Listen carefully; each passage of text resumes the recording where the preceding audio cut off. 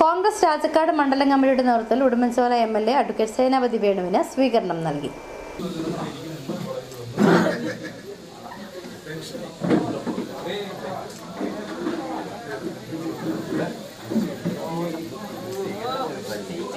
കോൺഗ്രസ് രാജക്കാട് മണ്ഡലം കമ്മിറ്റിയുടെ നേതൃത്വത്തിൽ ഉടുമ്പൻചോല എം.എൽ.എ. അഡ്വക്കേറ്റ് സേനാപതി വേണുവിന് ഊഷ്മളമായ സ്വീകരണം നൽകി.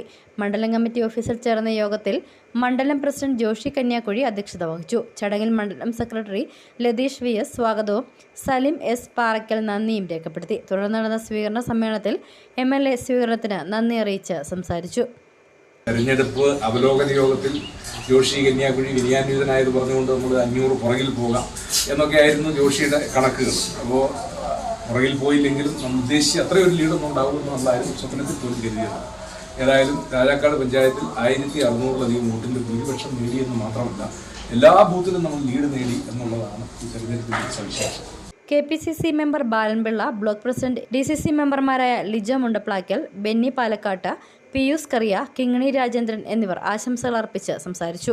ഒട്ടനവധി പാർട്ടി പ്രവർത്തകരും ചടങ്ങിൽ പങ്കെടുത്തു. City vision, Rajakkad.